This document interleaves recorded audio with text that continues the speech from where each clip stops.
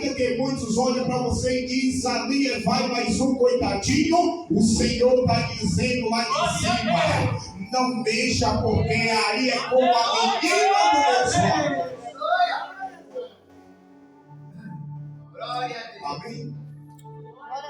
Amados irmãos, Deus, quando Ele salva o povo das garras de Faraó, que Ele liberta o povo, o intuito do Senhor era colocar o seu povo em um bom lugar, numa boa terra. E quando o povo herda essa terra, eles passaram por tantas lutas que chegou a ponto de eles esquecerem o que Deus fizera com ele. O pior de tudo que Deus aborrece em nós é a ingratidão. Deus não gosta de pessoas ingratas. E esse povo esqueceu do que Deus fez, por exemplo, diante do Mar Vermelho, que o Senhor abriu o mar, o povo passou em terra seca. Pelas pelejas que Deus livrou o povo. E quando o povo herda a terra, que se acomoda, eles começam a fazer tudo diferente do que Deus ordenara. Eles agora começam a andar nas forças dos seus próprios braços, a ponto de dizer que Deus esqueceu a terra e que Deus não olhava mais para o povo. E quando a gente observa em Ezequiel, capítulo de número 8, que nós falamos aqui na quinta-feira, muitos irmãos não estavam aqui. Quando o Senhor fala a Ezequiel em visões, Ezequiel foi levado cativo para a Babilônia. E chegando em Babilônia, ele está na sua casa, próximo ao rio Quebar. E Ezequiel servia como uma referência no meio do povo ali, decaído espiritualmente, sem esperança. Ezequiel era uma referência, porque vinham anciões para sua casa esperando uma resposta de Deus. Porque ainda que o povo estava cativo, Deus ainda colocava um profeta para direcionar o povo. E nessa ocasião, o Senhor arrebata Ezequiel pelo cabelo e leva em Israel. E quando Ezequiel chega à porta do pátio da casa do Senhor, ele vê as imagens pintadas na parede, as imagens que tinha por nome de imagem de ciúme, porque era a imagem que causava ciúme a Deus. Deus tem ciúme do seu povo. Então ali, Ezequiel vê um buraco na parede e o Senhor fala: cava, filho do homem.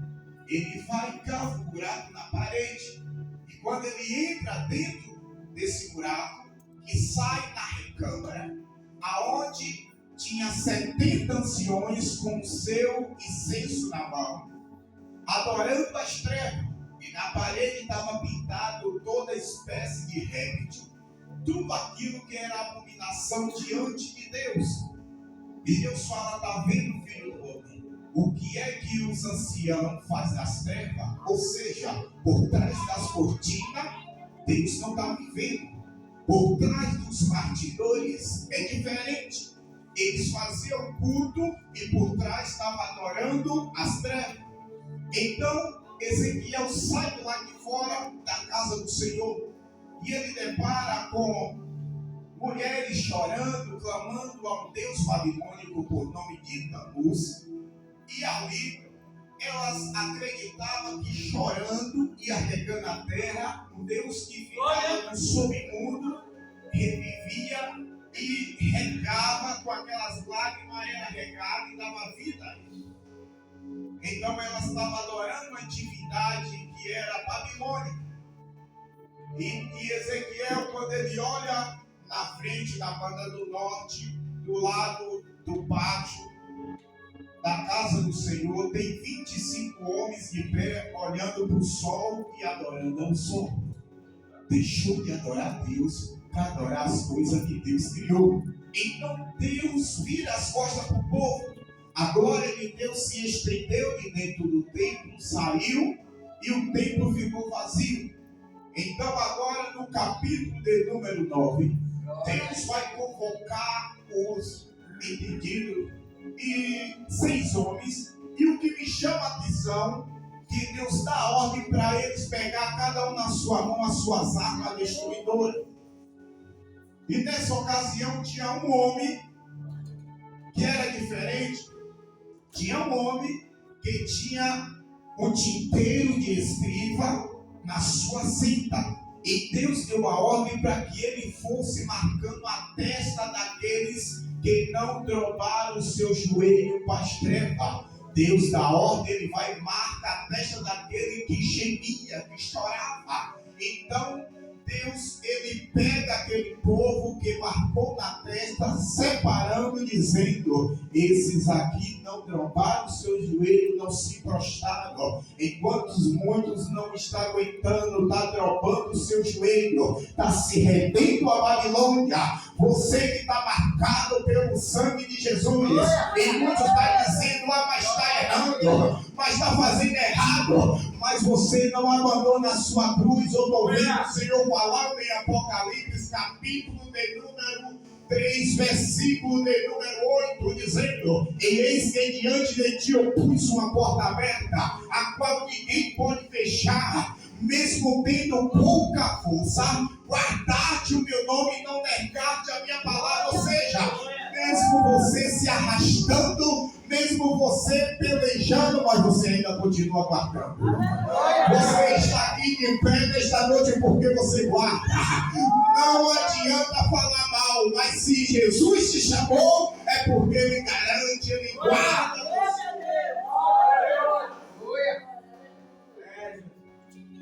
Glória a Deus. E ele marca a todos.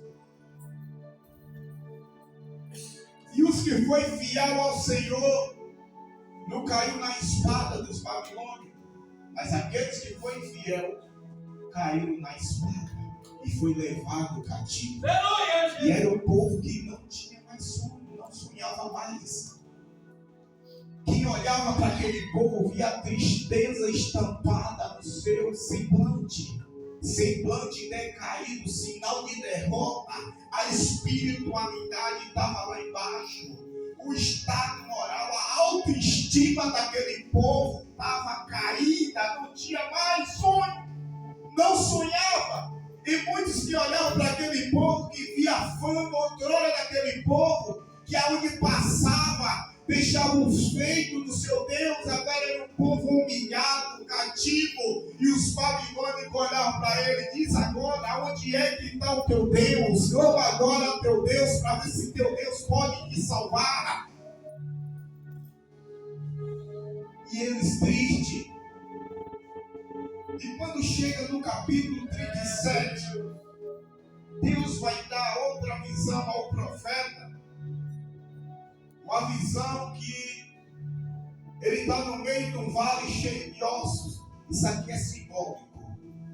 Não quer dizer, preste atenção, não quer dizer que esses ossos, esse exército reviveram.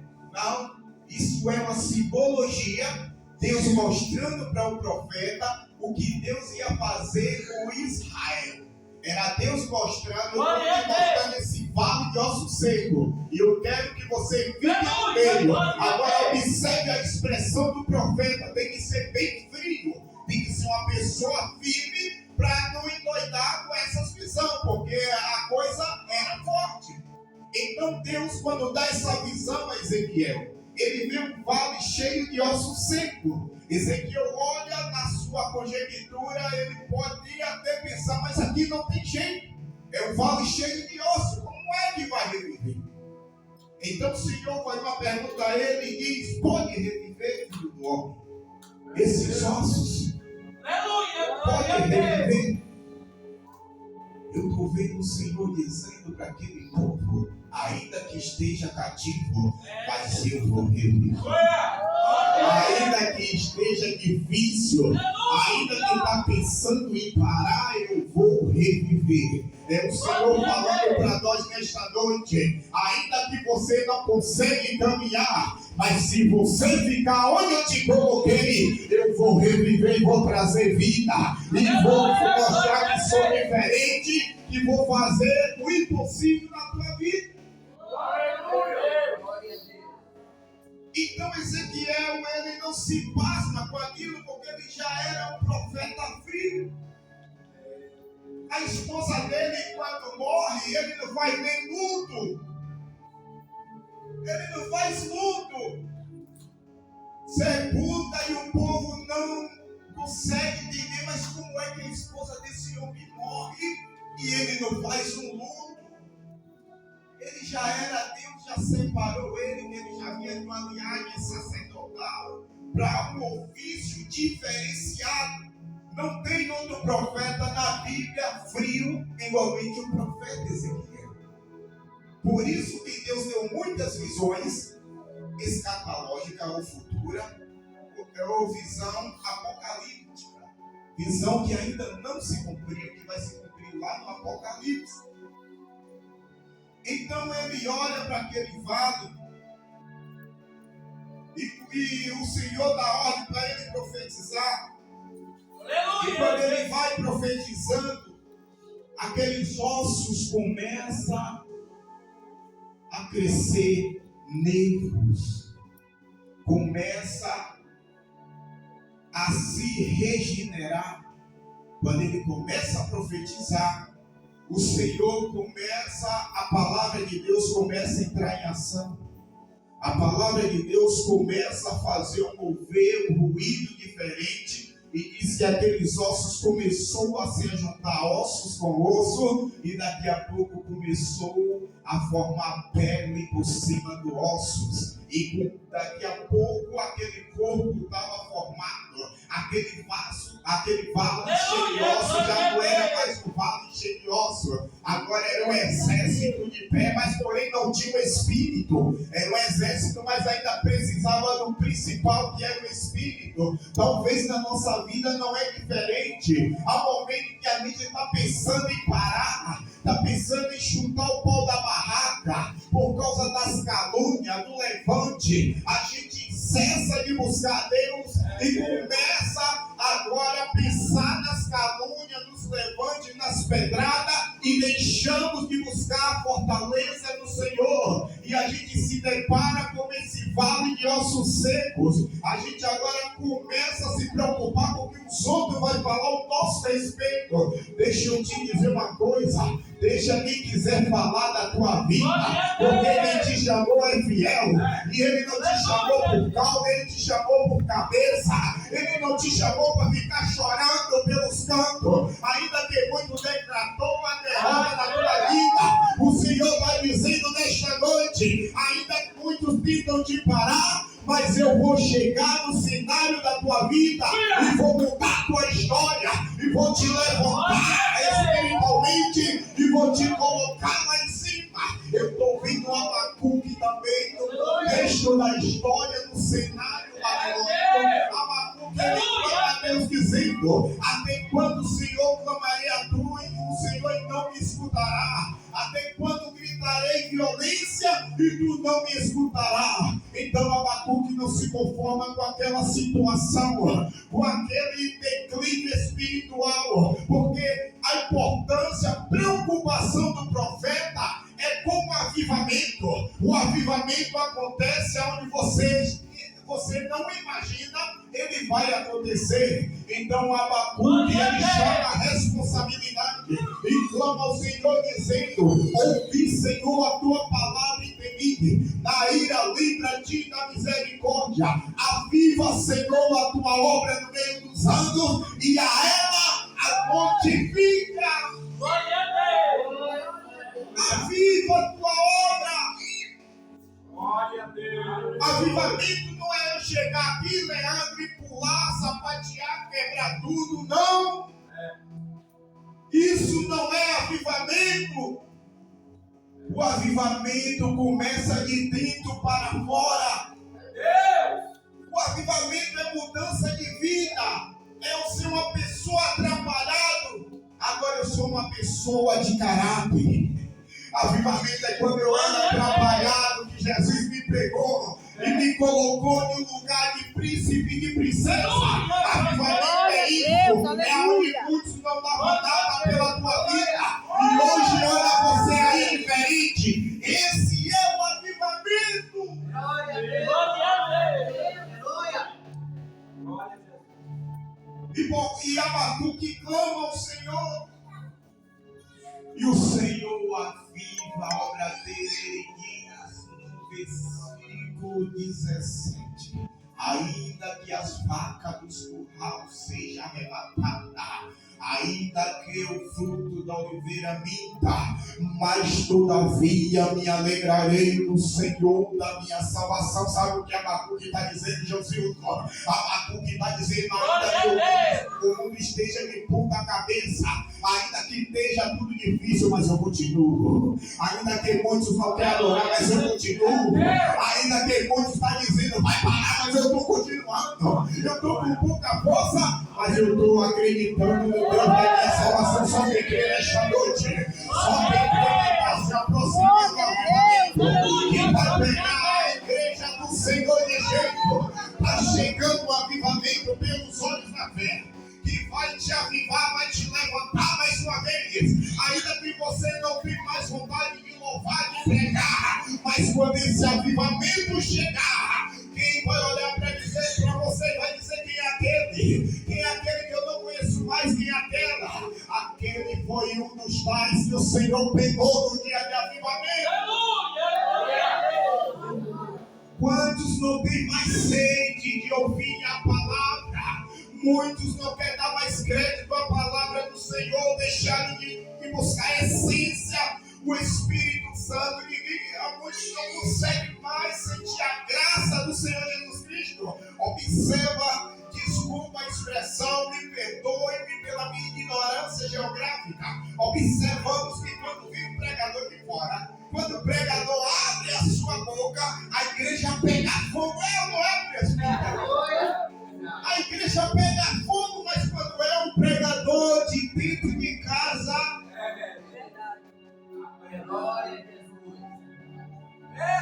o pregador pode ter uma oratória boa como for, ele pode ter hermenêutica, ele pode ter homilética, mas não adianta nada, porque profeta de casa não tem. Glória a Deus. Jesus disse. E a preocupação do profeta é o avivamento. Às vezes a gente está esperando o avivamento de um pregador renomado, né? Mas o avivamento acontece na necessidade da igreja. O avivamento só acontece se você permitir. Abre o teu coração nesta noite e deixa essa água do Espírito inundar o teu ser. Eu estou vendo Ezequiel chegando no capítulo 47 e ele avista e vê um rio grande, o rio das águas purificadoras. Ezequiel já cansado, muito tempo na caminhada, e ele começa a entrar dentro desse rio, e quanto mais ele ia andando e afundando, o rio ia subindo, e o rio estava no seu tornozelo, ele disse que daqui a pouco estava na sua lombar e ia subindo. E diz que quando essa água inundou o seu ser, aquilo que estava morto começou a dar vida, começou a reviver. É o Senhor dizendo, essa visão do vale de ossos secos, é Jesus dizendo assim como esses ossos limpados, esses ossos, em Jerusalém vai começar a ter vida. Assim como esses ossos estão tudo seco, Jerusalém vai voltar até a minha presença. Jerusalém vai voltar a sentir a minha graça. Porque quando eu estou no negócio, eu mudo a volta.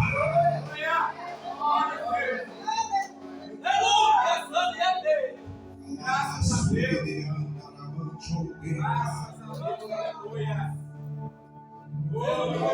Quando eu estou no negócio, olhando a história. Se coloque sobre os pés. O povo estava no declive terrível espiritual.